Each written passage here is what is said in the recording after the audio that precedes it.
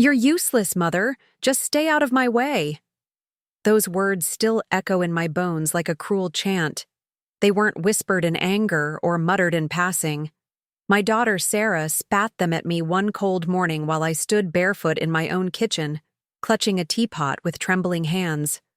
I was 65 years old, widowed and frail, but not yet ready to be dismissed as though I were some worn-out piece of furniture. It wasn't just the insult that cut into me. It was the way her eyes hardened, the way she slid the bolt across, the pantry door locking me out as though I had no right to feed myself in the very house I once paid for. My house, my kitchen. And yet, in that moment, I was an intruder. Sarah had moved in 6 months earlier after losing her job. I had been glad at first. I thought it was a blessing to finally have company in my empty, echoing home. I pictured laughter over breakfast, late-night tea, maybe even baking pies together the way we used to when she was a little girl with flour on her nose. Instead, I found myself living in the shadow of a daughter I barely recognized. The first week was quiet. She kept mostly to herself, speaking in clipped tones, slamming doors, avoiding my eyes. I told myself she was adjusting, that unemployment must have bruised her pride. I tried not to hover, though my heart longed for closeness. By the second month, small cracks began to show.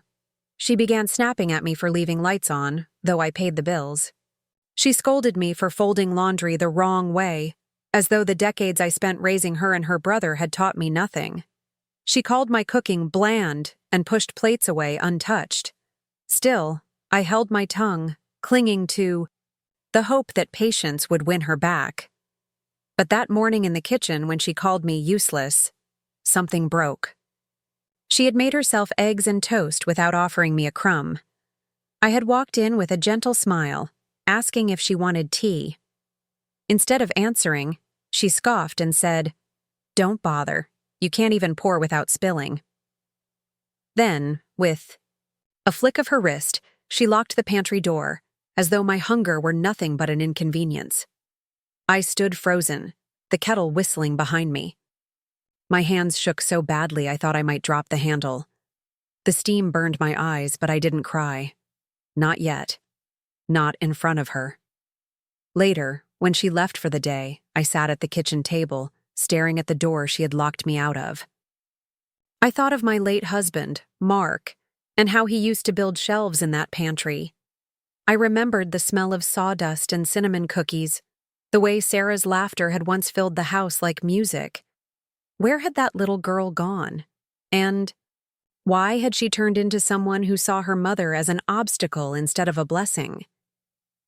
The days that followed grew colder, though the calendar said it was spring. Sarah's disdain thickened like fog. She criticized everything I did, how slowly I walked, how much sugar I put in my tea, even the way I breathed while she watched television. I tried to remind her, gently, that I was her mother, that I deserved respect. She laughed bitterly. "You don't get it, do you? You're old. You're weak. You're just in the way." Her words were daggers, but instead of crumbling, something inside me hardened. At night, while Sarah slept, I would sit in my rocking chair with my knitting needles and whisper to myself, "You are not useless. You are not done. You are not defeated." Still, the neglect grew unbearable. One evening, I overheard her on the phone with a friend. "I can't wait until she croaks," she said casually, as though discussing the weather. "This place will be mine, and I'll finally be free of her nagging." That night, I didn't sleep. My heart hammered with betrayal. This house, the one Mark and I had built from decades of sweat and sacrifice, the one I had hoped to pass down lovingly, had become nothing but a prize in her eyes. She didn't see me as a mother, just an obstacle standing between her and ownership. I realized then that my daughter didn't love me anymore. Perhaps she hadn't for a long time. Perhaps she had only ever loved what I could give her. But if she thought I was too old, too soft, too frail to fight back, she was wrong. I started small, masking my plans behind the frailty she expected of me. I kept my voice meek, my steps slow, my eyes downcast. She never noticed when I tucked away important papers, or when I began organizing the safe deposit box at the bank. She didn't question why I insisted on walking to the library, where I quietly read books on legal rights, inheritance laws, and eviction procedures. Sarah thought she was slowly starving me of dignity, but in truth, she was feeding the fire of my resolve. Every insult she hurled, every door she locked, every plate she denied me, it all became kindling. The breaking point came the night she threw a birthday party for herself. She invited friends, filled the house with loud music, and told me to stay in my room like some unwanted tenant. I sat upstairs in silence, listening to strangers laugh in the home that once belonged to my family. At one point, I heard Sarah's voice rise above the music. "Don't worry about the old hag upstairs. She won't be here much longer." Her friends laughed, my hands clenched so tightly around the arms of my rocking chair that my knuckles turned white. Something inside me shifted that night. I stopped seeing myself as a victim. I stopped hoping for her love to return. Instead, I began to plan for justice. Not the kind shouted in anger, but the kind served cold, patient, and undeniable. Because one day I promised myself Sarah would realize that the woman she mocked as useless was far from powerless. And when that day came, she wouldn't just lose her claim on my home, she'd lose the smug certainty that she could ever break me. And as I sat there, rocking slowly in the dim light, I whispered a vow to the empty room. She thinks she's locked me out of my own kitchen. But soon, I'll lock her out of my life, and she'll beg for the key. The morning after Sarah's party, I found broken bottles in the sink and half-eaten cake smeared across the counter. The music had stopped hours before, but the stink of stale beer still clung to the curtains. My house, the place where I once hosted family dinners with fresh bread and laughter, now smelled like a barroom gutter. I quietly cleaned it up, not because I wanted to, but because I couldn't stand to see the house decaying under her neglect. My knees ached as I bent to pick up shards of glass. A slice cut into my finger, and I bled onto the tiles I had scrubbed by hand for decades. I wrapped my hand in tissue and whispered to myself, "Don't worry, Mark. I'll fix this. I'll restore what we built." By noon, Sarah stumbled down the stairs, her hair matted, mascara streaking her cheeks. She squinted at me, annoyed by the sound of the vacuum. "Why are you always making noise?" she hissed. "Can't you just sit in your chair and do nothing?" I held my tongue, though the sting of her words made my chest tight.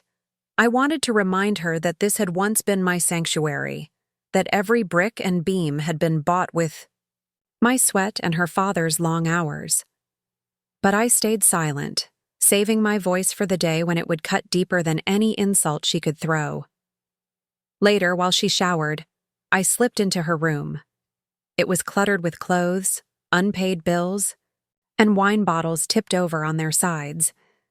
My eyes scanned her desk until I found what I was looking for, an envelope marked "Final Notice." I slid it out carefully. It was from a credit card company. She owed thousands. My stomach twisted, not with pity, but with revelation. She wasn't just cruel, she was desperate. Desperation made people reckless, and recklessness made them blind. That afternoon, I went for my daily walk. Sarah barely looked up when I said I'd be gone for an hour. She never asked where I went, never cared. To her, I was a burden occupying space. But in truth, my walks had a purpose. I visited the bank, where I quietly updated my accounts and checked the safe deposit box Mark and I had opened decades ago. Inside were the deeds, the insurance papers, the will. I felt a steady calm as I organized them, ensuring every detail was airtight. "Barely," Sarah sneered. "Won't be long now. Once she's gone, this house is mine.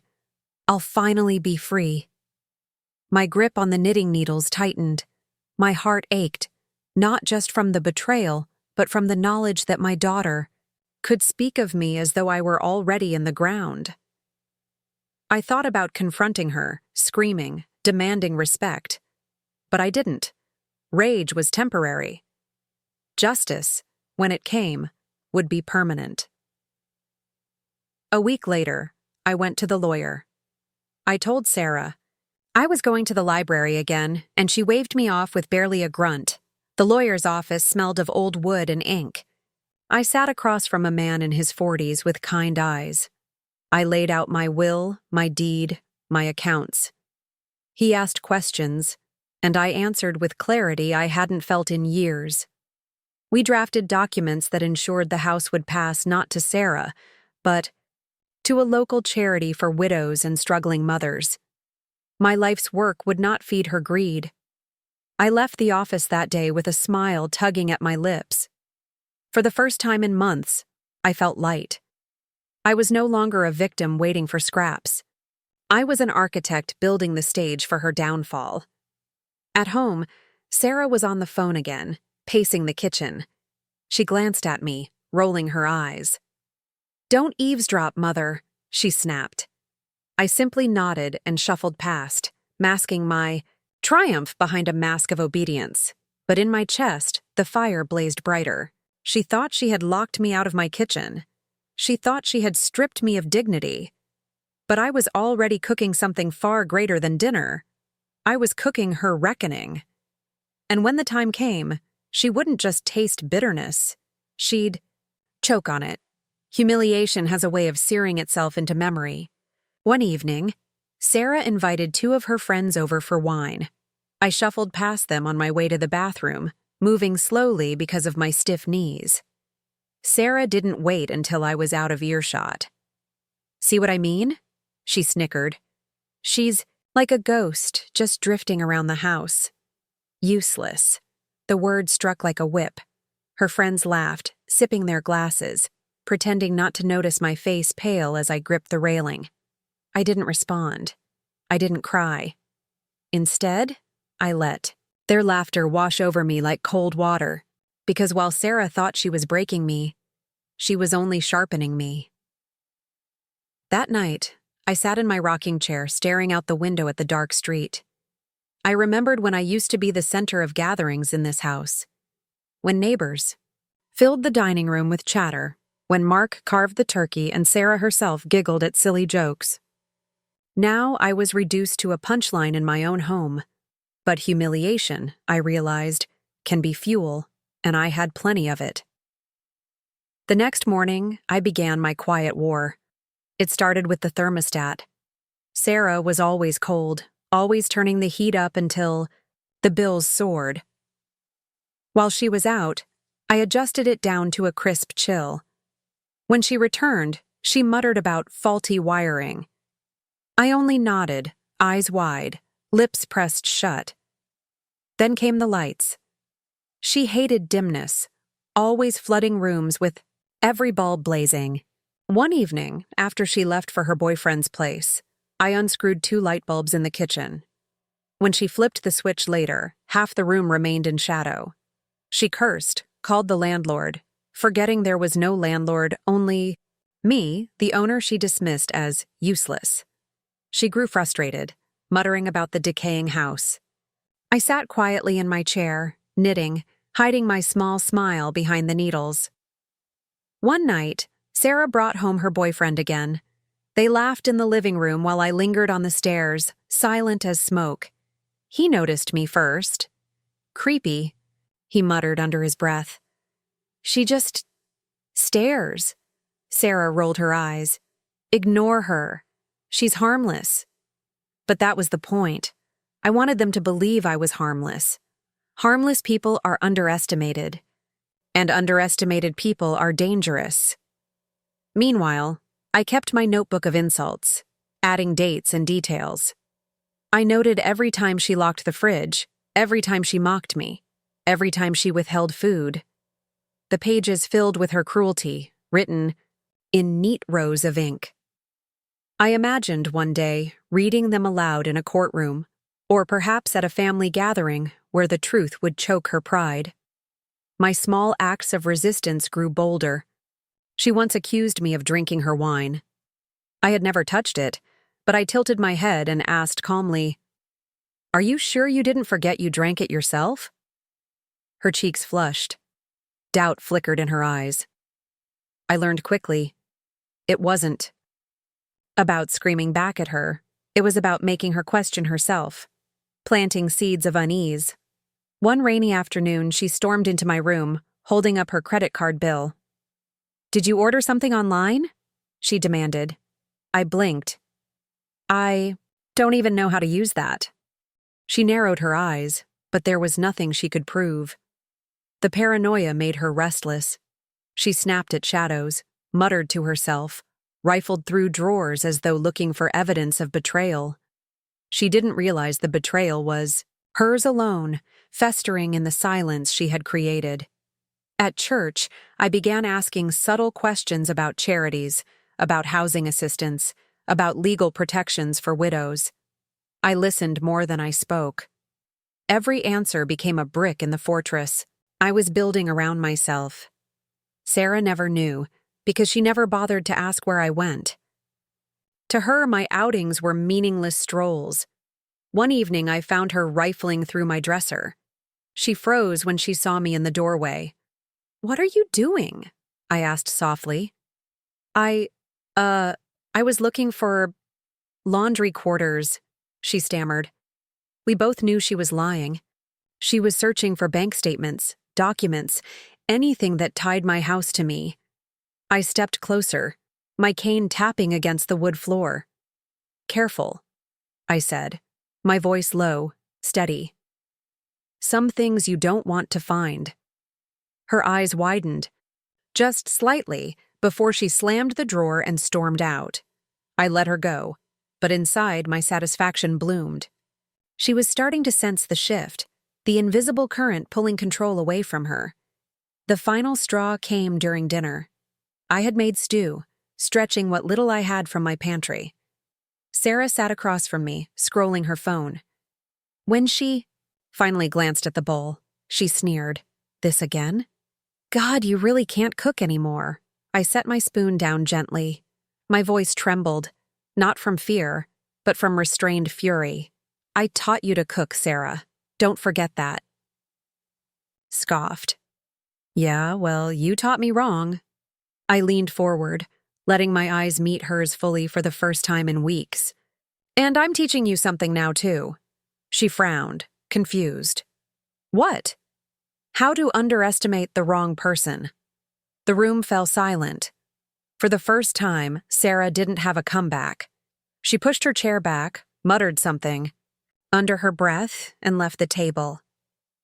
I sat alone, the stew cooling in front of me, my chest thrumming with a strange calm. For the first time, I had said something that left her rattled. The balance was shifting, piece by piece.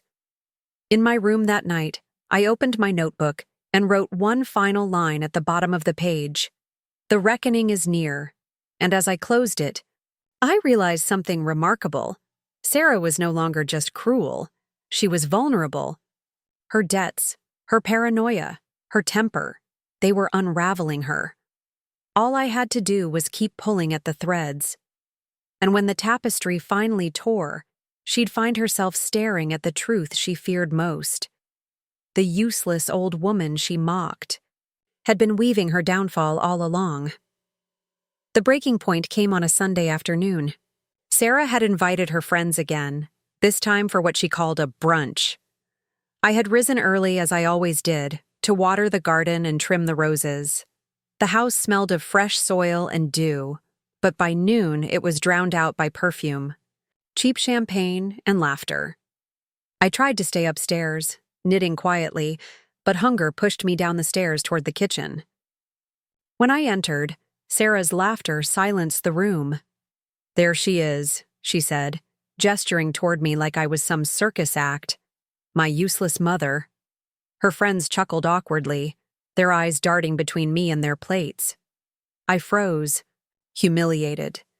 The kitchen, once my sanctuary, Felt like a stage where I was being paraded for mockery. One of her friends, a younger woman with kind eyes, shifted uncomfortably. "Don't say that, Sarah. She raised you." But Sarah only laughed. Harder.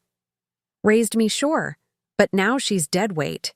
Do you know she can't even manage to climb the stairs without groaning? And she keeps messing with the thermostat. I swear, living with her is like babysitting." The words sliced into me deeper than I expected. My face flushed. My hands trembled. I set down the watering can I'd carried in absent-mindedly, and for a moment, I thought I might collapse. But then I caught my reflection in the kitchen window, the wrinkles, the tired eyes, the thin frame. And beneath it all, I saw something else. Fire.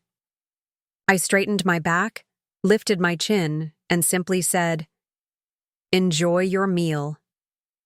Then I turned and walked out, each step heavy with the weight of my vow. That night, I wrote in my notebook, "She will regret turning my life into her stage." The next day, I went to the church office. The pastor, a gentle man with silver hair, welcomed me into his study. I had been attending quietly for months, but now I was ready to speak. "I need help," I said softly. "Not for food or money. For something greater. For protection." He listened patiently as I explained Sarah's cruelty, not in full detail, but enough to paint the picture. He nodded gravely, then referred me to a community lawyer who often helped parishioners in need. By the end of that week, I had a quiet ally. The lawyer assured me that my ownership was secure, my documents airtight, and my plan to leave the house to charity unshakable. "She can't take this from you," he said. "Not legally. Not ever." I thanked him, my voice trembling with relief.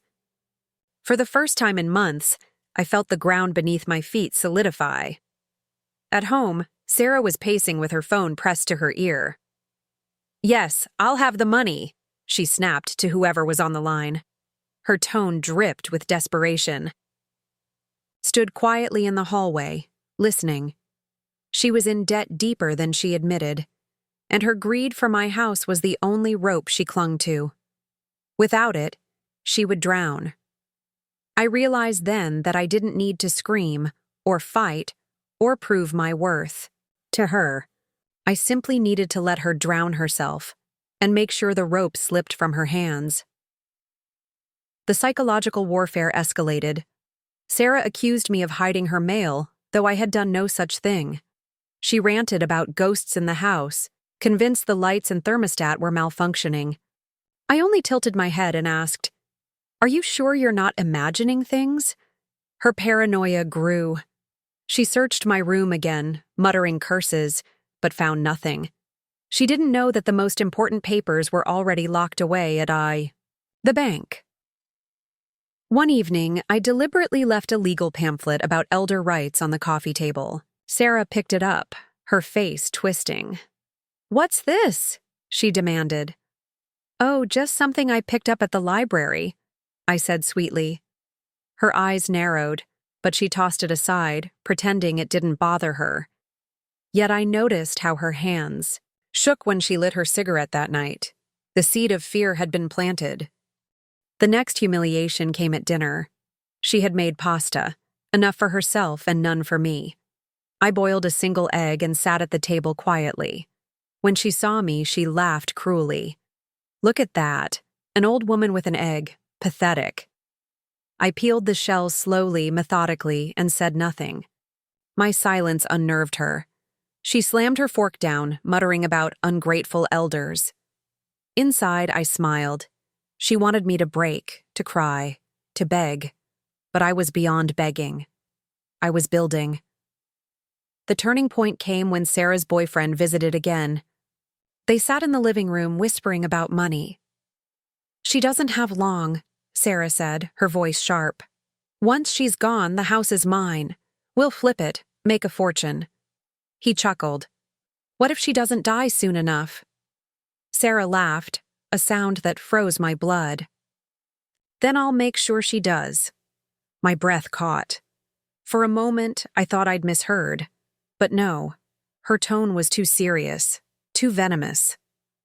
I crept back upstairs, heart pounding.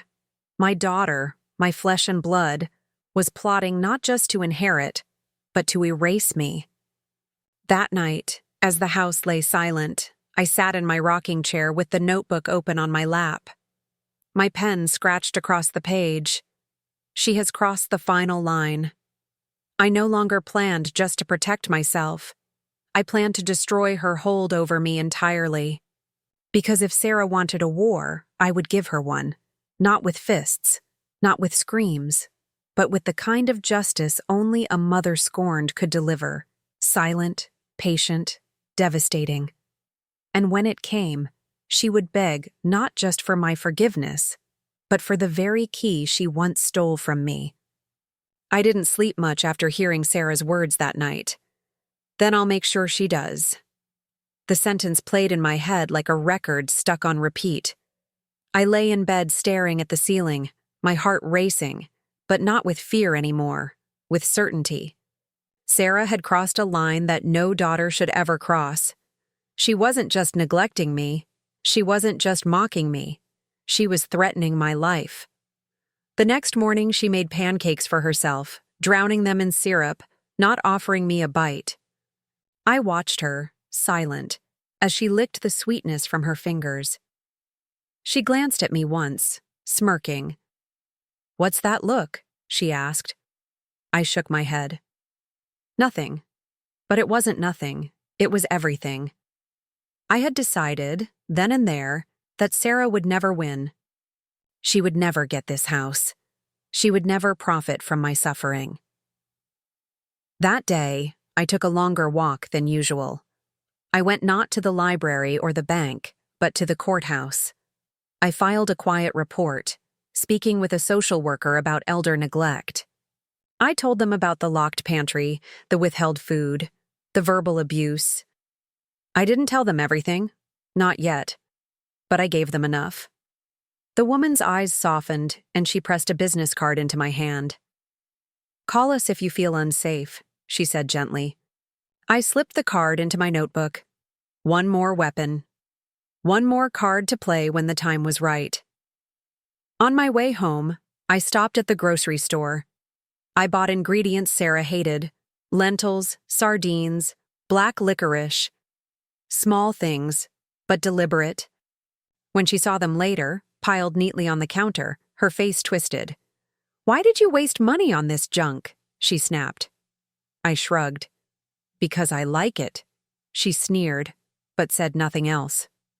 The subtle war escalated. I began moving things just slightly out of place.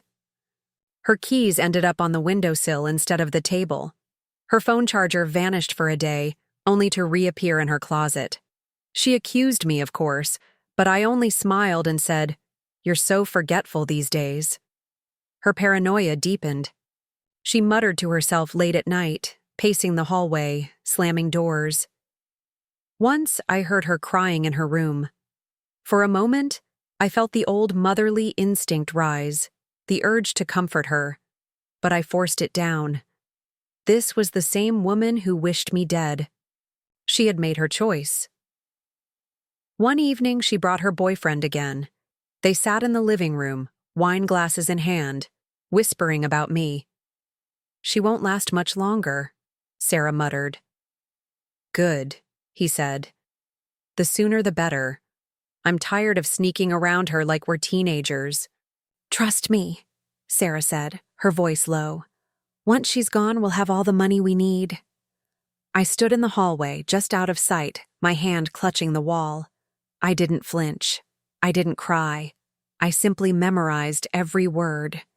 Later that night, I took my notebook and added, "She is planning. He is complicit." Then I slid a small recorder I had bought secondhand at the thrift store under the couch cushion. If they spoke again, I'd have proof. The next day, Sarah found the pamphlet on elder abuse I had deliberately left on the counter. She froze, reading the bold letters. "What's this?" she demanded. "Information," I said calmly. Her face turned red. "Are you trying to ruin me?" I tilted my head. "I don't have to ruin you, Sarah. You're doing that yourself." For once, she had no retort. She stormed out of the house, slamming the door so hard the windows rattled. As the weeks passed, I grew bolder. I began leaving the TV on quietly at night when she came home, always tuned to documentaries about inheritance fraud or elder neglect. She'd walk in, roll her eyes, and mutter, "Paranoid old bat." But I saw the flicker of unease in her eyes. She knew, deep down, that I wasn't as powerless as she wanted me to be. One stormy night, the lights went out. The whole block was dark, rain hammering against the windows. I lit candles and sat at the dining table, calm. Sarah came down the stairs, nervous. "This house gives me the creeps," she muttered, clutching her phone flashlight. I looked at her over the flickering candlelight. "It's not the house that's haunted, Sarah. It's your conscience." Her face drained of color. She didn't say a word. She turned and fled back upstairs, slamming her door. I sat there alone, the candle burning steady, my heart thundering with triumph. I wasn't just surviving anymore. I was turning the tide. The next day, I visited the lawyer again. We finalized the documents. The house was untouchable, sealed in my name until my passing, after which it would go directly to the charity. Sarah's name was nowhere. As I signed the papers, the lawyer looked at me with quiet admiration. "You're a strong woman," he said. I smiled faintly. "No, I'm a mother who's been wronged, and a wronged mother is stronger than anything." Back home, Sarah greeted me with a sneer. "Where have you been?" "The library," I said smoothly. She rolled her eyes. "Figures. But I knew the truth. And soon she would too." That night, I played back the recording from the couch cushion. Her voice rang clear. "Once she's gone, the house is mine." I pressed stop, my hands trembling with satisfaction. Proof. I finally had proof. I tucked the recorder into my drawer, next to the notebook and the social worker's card. My arsenal was complete. Sarah thought she was the predator, circling her, frail prey. But the truth was far darker. I was the trap she had stepped into, and when it finally snapped shut, she'd never escape. Sarah's unraveling began slowly, like a thread pulled from an old sweater. At first, it was small things. She'd forget where she put her phone, misplace her purse, accuse me of moving things. But soon, her frustration swelled into rage. One afternoon, she stormed into my room without knocking. Her face was flushed, her hair wild. She yanked open drawers, scattering my knitting needles, rummaging through my closet as though hunting for buried treasure. "What are you doing?" I asked, my voice calm. "Where are they?" she snapped. "Where are what?" "The papers. The deed. Don't play dumb with me." I folded my hands in my lap and watched her. She tore through my dresser, scattering clothes across the floor, her breathing sharp, shallow. She was frantic, desperate. And in that moment, I felt nothing but pity. Pity. And power. When she finally turned on me, her eyes blazing, I said, softly, "You won't find what isn't here." Her lips trembled. "You think you're clever, don't you?" "No," I whispered, leaning forward just enough that she had to step back. "I think you're scared." She froze, then stormed out, slamming the door. I bent down slowly, picked up a fallen sweater, and folded it neatly. Inside, I smiled. My war was working. That evening, while Sarah shouted on the phone downstairs, I took out the recorder. I rewound to the clip I'd saved, the one where she laughed with her boyfriend about waiting for me to die. I played it again and again, letting her own voice harden me like iron. I pictured the day I would play it for someone else, for her friends, for the authorities, maybe even for her, as she realized her downfall was written in her own words. The thought carried me into sleep with a strange peace. Days later, she invited her friends over again. I sat quietly in the corner of the living room knitting, while they laughed and drank. Sarah smirked at me. Ignore her. She's harmless. Just a useless old bat. Her friends chuckled weakly. One of them, the same kind-eyed woman as before, glanced at me with something like shame. I looked up from my needles, meeting her eyes. A useless old bat can still hear, I said, my voice steady. The room went silent. Sarah flushed crimson. Don't listen to her, she hissed. But her friends shifted uncomfortably, and the seed of doubt spread. They had seen enough to wonder if maybe I wasn't as weak as Sarah painted me. Later, after they left, Sarah burst into my room, furious. You embarrassed me. No, I corrected her. You embarrassed yourself. Her hand twitched like she wanted to slap me. For a moment I wondered if she would, but she didn't. She turned and fled, her anger spilling into curses I could hear all the way down the hall. That night, I began leaving little reminders around the house, a pamphlet on elder rights on the coffee table, a flyer for a retirement, community on the fridge. A Bible verse about honoring one's parents slipped into her mail. Each one rattled her. She tore them up, threw them in the trash, accused me of trying to scare her. I don't have to scare you, Sarah, I said once, as she held the shredded pamphlet in her hands. You're already scared. Her face twisted, but she didn't answer. The boyfriend came again, and this time I listened from the stairs. Their voices carried up clearly. She's losing it, Sarah muttered, leaving things around, watching me, writing in that stupid notebook. Then get rid of it, he growled. Take the notebook, take whatever she's hiding. She doesn't let it out of her sight, Sarah hissed. It's like she knows. I smiled in the shadows. Yes, I knew. I knew everything. The next day, while Sarah was gone, I copied a few pages from my notebook and tucked them into an envelope addressed to the lawyer. I added the recording device too, sealed tight, ready to mail if anything happened to me. A little insurance policy. When Sarah returned, she was in a foul mood, snapping at everything. She kicked off her shoes, tossed her coat on the floor, and stomped into the kitchen. I followed quietly. Don't hover, she barked. I wasn't, I said softly. She spun on me, her eyes wild. Why do you always look at me like that? Like, what? Like you know something I don't. I let the silence stretch. Then I whispered, maybe I do. Her face went pale. She shoved past me, muttering under her breath, but I had seen it, the fear creeping in at last. That night, the storm returned. Rain lashed the windows, thunder cracked above the roof. The power flickered and died. I lit my candle and sat in the rocking chair, calm, steady. Sarah crept downstairs, her phone light trembling in her hand. She looked at me, sitting there in the glow. You're creepy, she muttered. You act like you're waiting for something. I am, I said softly. Her lips parted. For what? For justice. The candle flame danced between us. She stared at me, her eyes wide, her breath quick. Then she turned and ran back upstairs. I rocked slowly, the creak of the chair blending with the storm outside. For the first time, I felt not like prey, but predator. The following morning, I found Sarah rifling through the pantry, cursing under her breath. She turned to me, eyes bloodshot. You're ruining my life, she spat. No, Sarah, I said calmly, pouring myself a cup of tea. You're ruining your own. She froze, trembling with rage. Then she slammed the pantry door and stormed out of the house. I sipped my tea slowly, savoring the warmth. The balance of power had shifted.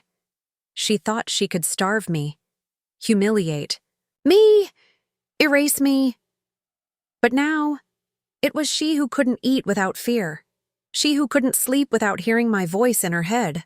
She who lived in a house that no longer obeyed her. And as I sat there, watching the steam rise, I realized something. I had already won. She just didn't know it yet. By the time summer ripened, Sarah was unraveling faster than I could have imagined. The confident daughter who once strutted around the house with her wine glass and sharp tongue was now restless, hollow-eyed, snapping at shadows. She stopped inviting her friends. Perhaps she sensed their pity when they looked at me. Or maybe she feared I would speak again, slice her pride with a quiet truth. Either way, the laughter that once filled the house was gone. Her boyfriend came less often, too. I heard them arguing, late one night, his voice low, hers shrill with desperation. "You promised me the house," he hissed. "Shut up," she snapped. "I said I'm working on it. You've been saying that for months. I'm not waiting forever." Their voices died into muffled curses, then silence. In the morning, he was gone. She sat at the table with swollen eyes, her hands trembling around a cup of coffee. She didn't speak to me, but she didn't need to. The cracks were widening. I decided it was time to tighten the noose. That week, I mailed the envelope with the copied notebook pages and recording to my lawyer, instructing him to hold it as insurance. I also called the social worker whose card I had kept, explaining calmly that the situation had escalated. She promised to check in. The next day, Sarah found the pamphlet again. Another one I had deliberately left in plain sight. Elder Neglect, What You Should Know. She crumpled it in her fist and turned on me. "Why are you doing this to me?" I looked her dead in the eye. "I'm not doing anything. You are." Her lips trembled.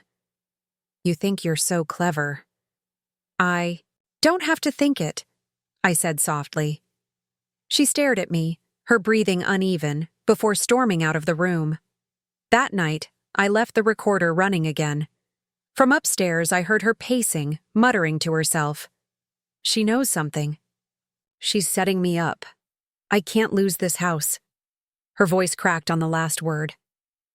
And for the first time, I felt something unexpected.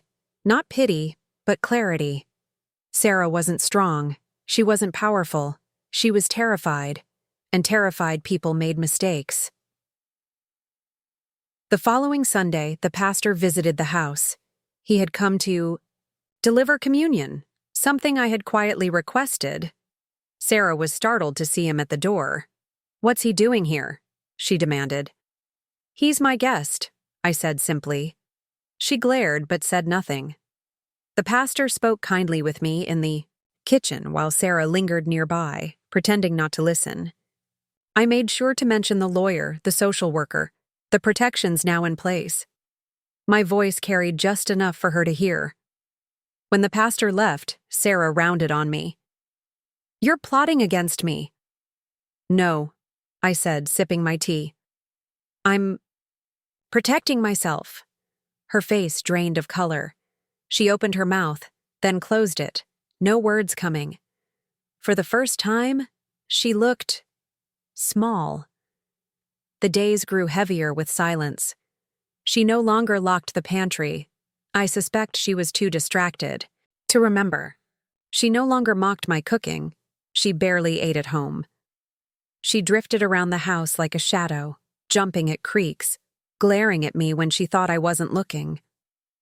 One evening, I found her in the hallway, staring at me with wild eyes. "What are you waiting for?" she whispered. I set my knitting down and met her gaze. "For you to realize." Her brow furrowed. "Realize what?" "That you already lost." Her face twisted. She let out a sharp laugh, half crazed, and fled upstairs. I picked up my knitting again, the rhythm steady, my heart calm. I was no longer the frightened woman she once mocked. I was something else entirely. 2 days later, the social worker arrived. Sarah wasn't home. The woman walked through the house with me, noting the locks on the fridge, the bolt on the pantry, the sparse food in my room. I showed her my notebook. I played the recording. Her face hardened. "This is serious," she said. "We'll make sure you're safe." I nodded, my eyes burning. That's all I wanted. When Sarah returned, the social worker was gone, but her scent lingered. the faint trace of authority, of consequence. Sarah sniffed it out immediately. "Who was here?" she demanded. "Company," I said calmly. Her hands shook. "You're trying to ruin me." I leaned back in my chair. "No, Sarah. You ruined yourself the moment you locked your mother out of her own kitchen." Her lips parted, but no sound came. She turned away, her shoulders trembling. The next humiliation came not from her, but for her. She had another friend over, a different one this time. They sat in the living room while I rocked quietly nearby. Sarah tried to make one of her old jokes at my expense. "Careful, don't. Trip over the old bat." Her friend didn't laugh. Instead, she frowned. "That's your mother. You shouldn't talk about her like that." Sarah flushed. "It's just a joke." "It's not funny." Silence filled the room. Sarah shifted, uncomfortably, then excused herself. I heard her crying in the kitchen moments later. The tide had turned. Even her friends could see what she had become. That night, she knocked on my door. For the first time in months, her voice was small. "Mother," she whispered. "Are you awake?" I didn't answer. She lingered a moment, then shuffled away. I lay in bed staring at the ceiling, my heart steady. She was beginning to crack. She was beginning to see. And soon, she would beg. The following morning, I set a key on the kitchen counter. It wasn't for the pantry or the fridge. It was for the front door, the very door she had once locked me behind like a prisoner. When she saw it, her face twisted in confusion. "What's this?" "A key," I said. "To what?" "To the house you'll never have." Her hands trembled as she picked it up, realizing it was only a copy, worthless. She dropped it on the counter, like it burned. "You're cruel," she hissed. "No," I said softly. "I'm just your mother." Her eyes filled with tears. She turned and walked away, shoulders hunched, her power broken. I watched her go, and for the first time, I felt something like peace. Because the justice I had been weaving was nearly complete. And soon, the final stitch would bind her forever. The day Sarah finally broke was quieter than I expected. No screaming, no slamming doors, just silence. She came downstairs in the morning wearing the same wrinkled clothes she'd worn the night before. Her hair was uncombed, her eyes ringed in purple shadows. She didn't look like my daughter anymore. She looked like a stranger trapped in her own skin. She sat at the kitchen table, her hands trembling around an empty mug. For a long moment, she said nothing. Then, in a hoarse whisper, she asked, "What did you do?" I poured myself tea, the kettle hissing softly. "I don't know what you mean." Her eyes filled with tears. "The calls, the letters, the visits. People know things. They know about me." I sat across from her, meeting her gaze steadily. "I didn't have to do much, Sarah. You did it all yourself. I just made sure the truth had somewhere to go." Her lips parted, but no sound came. She looked at me as though seeing me for the first time, not as a frail old woman, but as something else entirely. The knock came at noon. 2 officials stood at the door, the social worker and a man from the courthouse. They carried clipboards and folders, their expressions grim. Sarah froze when she saw them.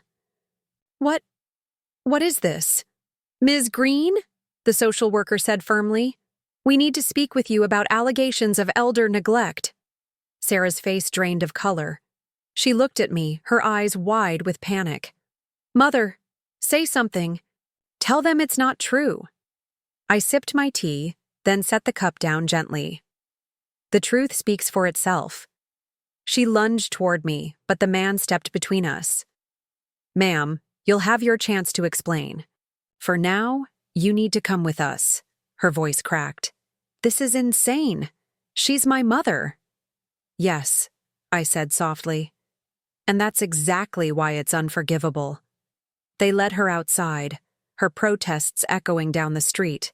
Neighbors peeked from behind curtains, their whispers buzzing like bees. For months, they had seen glimpses, heard snatches of shouting, but now the truth stood exposed under the daylight. I watched from the window, my hands steady on the sill. For the first time in a long time, I didn't feel small. I didn't feel useless. I felt whole. In the weeks that followed, Sarah's life unraveled completely. Her boyfriend abandoned her, her debts mounted, and though she wasn't jailed, she was marked, watched closely, stripped of the smugness she once wore like armor. She tried to return once, knocking on my door with tears streaking her face. "Please, Mother," she begged. "Let me in. I have nowhere else to go." I opened the door just wide enough for her to see me, the same door she once locked me behind. "You called me useless," I said softly. "You starved me in my own home. You mocked me in front of strangers. And now you want shelter?" Her chin quivered. "I didn't mean it. I was angry. Please, just one chance." I looked at her long and hard. For a moment, the old ache stirred in my chest, the instinct to protect, to forgive. But then I remembered the night she whispered she'd make sure I didn't last. I tightened my grip on the doorknob. "No, Sarah, you made your choice." Her tears spilled. "Where will I go?" I pressed the door shut, the lock clicking into. Plus, my voice carried through the wood. "That's not my burden anymore." Her sobs faded into the distance, swallowed by the wind. Inside, I walked through the house slowly, touching the walls, the shelves, the furniture that still carried the echoes of Mark's laughter. For the first time in years, it was quiet. Not the silence of tension, but the silence of peace. I sat in my rocking chair, my notebook in my lap. I turned to the last page and wrote, "She begged for a key, but I kept the lock. Justice served." Then I closed it forever. Weeks turned to months. I donated more to the charity that would inherit the house when I was gone. The lawyer assured me everything was secure. At church, the pastor clasped my hand warmly. "You look lighter," he said. "I am," I replied. "The weight is gone." And it was. One autumn evening, as the sun set in a blaze of orange, I stood on the porch with a blanket around my shoulders. The wind rustled the leaves, carrying with it the faint scent of wood smoke. For the first time in a long while, I didn't feel like a prisoner in my own home. I felt like its keeper again. Sarah had tried to lock me out of my kitchen, my dignity, my life. But in the end, she had only locked herself out of love, out of family, out of the inheritance she craved. I was still here, still strong, still standing. And when I closed the door that night, turning the key in the lock, I smiled. Because it wasn't just wood and metal keeping me safe. It was the truth. It was justice. It was me.